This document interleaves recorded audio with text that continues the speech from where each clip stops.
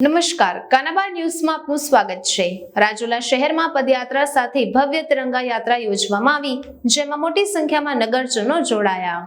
રાજુલા શહેરમાં સાંજે 4 કલાકે એક તિરંગા યાત્રાનું ભવ્ય આયોજન કરવામાં આવ્યું હતું, જેમાં ખૂબ જ બહોળી સંખ્યામાં રાજુલા તેમજ ગ્રામ્ય વિસ્તારના લોકો ઉમટી પડ્યા હતા।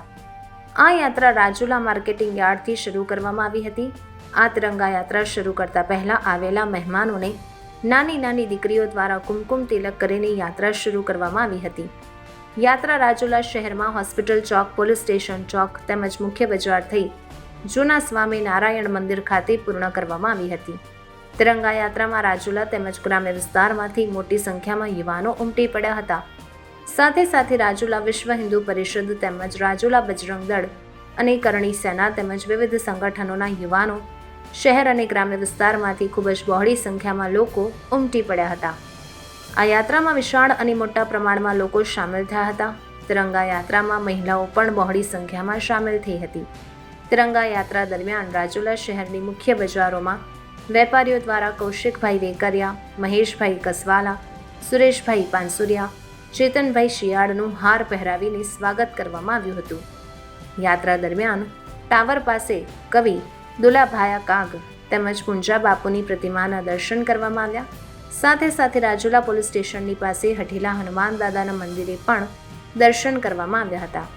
તિરંગા યાત્રા જૂના સ્વામિનારાયણ મંદિર ખાતે પૂર્ણ થતાં સ્વામિનારાયણ મંદિરે દર્શન કરી સંતોના આશીર્વાદ લેવામાં આવ્યા હતા। આ યાત્રા દરમિયાન રાજુલાના પીઆઈ દેસાઈ સાહેબ દ્વારા પોલીસનો ચુસ્ત બંદોબસ્ત કરાયો હતો અને તિરંગા યાત્રા શાંતિપૂર્ણ માહોલમાં સંપન્ન થઈ હતી। યુવરાજભાઈ, આજનો જે કાર્યક્રમ હતો તિરંગા યાત્રાનો, એમાં શું તમે કેવી રીતે કાર્યક્રમ હતો તમારો? આજનો તિરંગા યાત્રામાં અમે રાજુલા શહેરમાં રેલી સ્વરૂપે યાત્રા અમારી કાઢી છે। આજે હજારોની તાદાદમાં પબ્લિક હતું। ત્યાર પછી કે જે ભારત માતાની જયના નારા સાથે અમે રાજુલામાં શહેરમાં આખા વિસ્તારમાં મેન એરિયામાં બધી સાઈડ અમે ગયા હતા। આજના રોજ અમારે તાલુકા શહેરની કરણી સેના, ગામડા લેવલની બધી કરણી સેનાના બધા હોદ્દેદારો હાજર રહ્યા અને સાથે સાથે અમે બધી જગ્યાએ જઈ અને અત્યારે મુખ્ય સ્વામિનારાયણનું મંદિર સાથે ત્યાં અમારી રેલીનો વિરામ કર્યો। સાહેબ, આજનો આપનો શું કાર્યક્રમ હતો? દેશની સ્વાધીનતાના 75 વર્ષ થયા।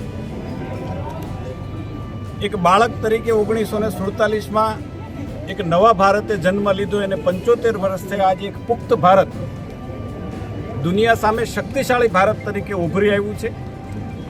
દેશની અંદર નરેન્દ્ર મોદીના નેતૃત્વની અંદર જે પ્રકારે 75 વર્ષની અમૃત મહોત્સવની ઉજવણી આખો દેશ કોઈ પણ નાત, જાત, પક્ષના ભેદભાવ વગર કરી રહ્યો છે, હું એમ માનું છું કે એક પરિપક્વ ભારતના દર્શન દુનિયા આજે હિન્દુસ્તાનમાંથી કરી રહ્યું છે।